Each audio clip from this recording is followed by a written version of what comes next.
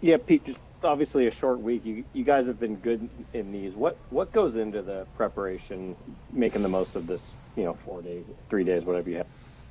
Yeah, everybody really has to, focus and in essence use their imagination as we're going through all this stuff, because you can't practice at a normal tempo. So we have to fix that and make sure the guys focus in on it. And that usually is controlled by the leaders that do a nice job of making sure everybody understands and they get it, so that we all stay tuned in and max out the prep just like we would do on a normal week.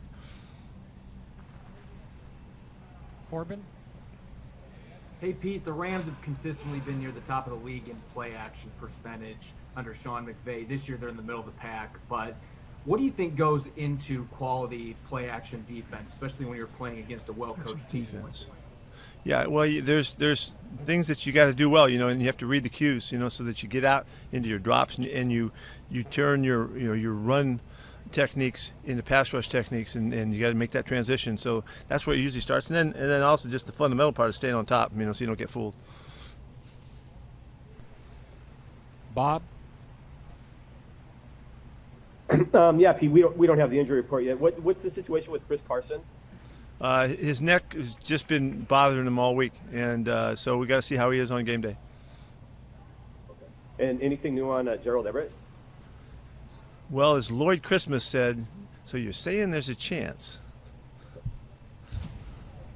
Good reference there, right?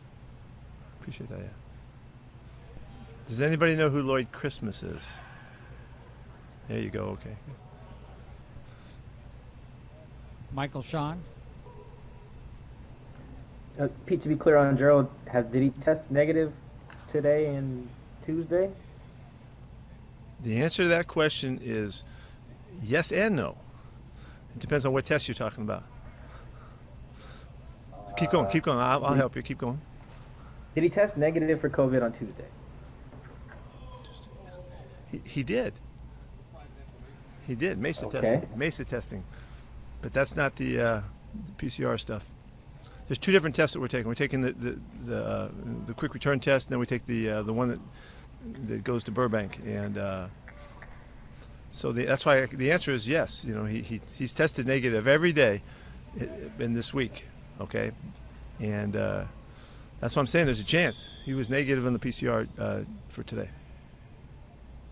For today. There you go. So that's what you wanted. That's what you wanted to know. All the rest of the stuff doesn't matter. Quick follow. Were you guys in on trying to acquire Stephon Gilmore?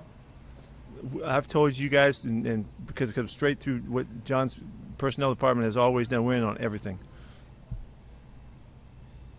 Thanks. Okay. Omar? Hey, Pete, one more follow-up on Everett. So if he's tested twice negative, he's cleared to play now. It's just up to if you can get him up to speed. Is that the... See, Michael, you may have to call Michael on that, because that's not exactly what I said there. See, Mike's the only one that's figured this out, that I said he tested negative for today on the PCR test. Okay. And did you say he tested negative Monday as well? I did say that, because he did. There you go.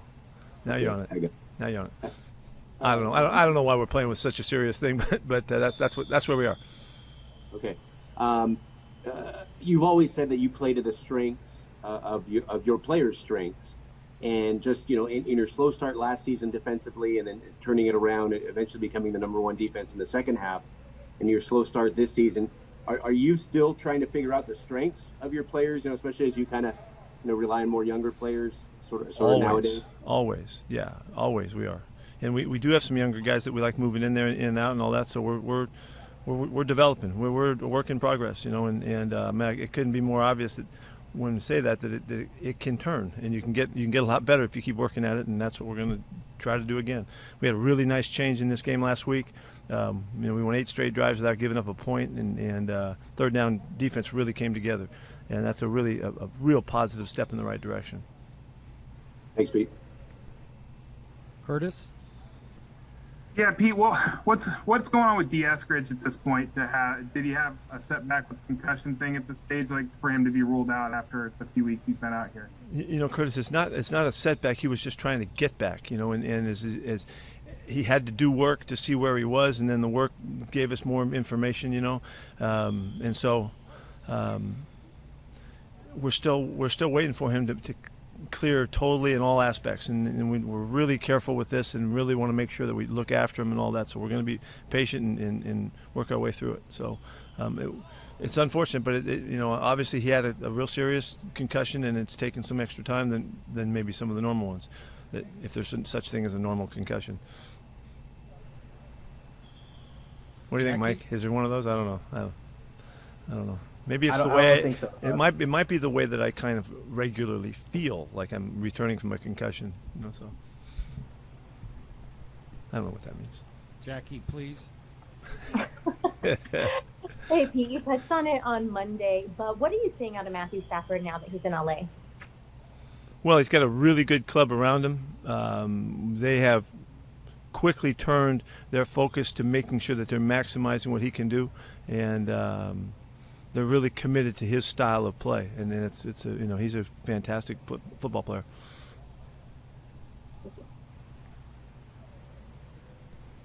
Brady? Pete, I got a clear confusion on Everett. So what does he have to do? Is that a UFO in the background there, Brady? That glow? No. No, it's just a sunny day. Okay. What does Everett have to do? For the protocol, is it the PCR tests that he has to do 2 negatives? Yes. Yeah, that's the guidelines from the league. You got to be negative twice, back to back, and be without symptoms and all that. There's a number of things that have to happen, but there's a chance now from what happened today. So he needs one more negative PCR test. Yes. Okay. And what does Lloyd Christmas say about Benson Mayo's chances of playing? Well, really, Lloyd didn't have an opinion on that when I asked him, but he would likely say, if he had all the information, he would likely say that things are looking up. It looks like he's got a real shot to play. Thank you. Another Lloyd Christmas reference. Pete, back in week 1, you had Chris Carson listed neck, but he was a full participant in practice. Is this something he's had for a while, and what exactly is the nature of it? Is it a disc? Is it a sprain?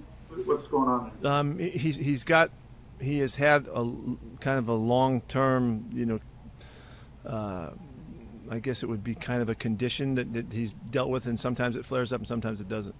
And it's we've tested him and MRI'd him and all that kind of stuff, and it's no different than it's been. It's just obviously inflamed right now, and so we got to see if it quiets down.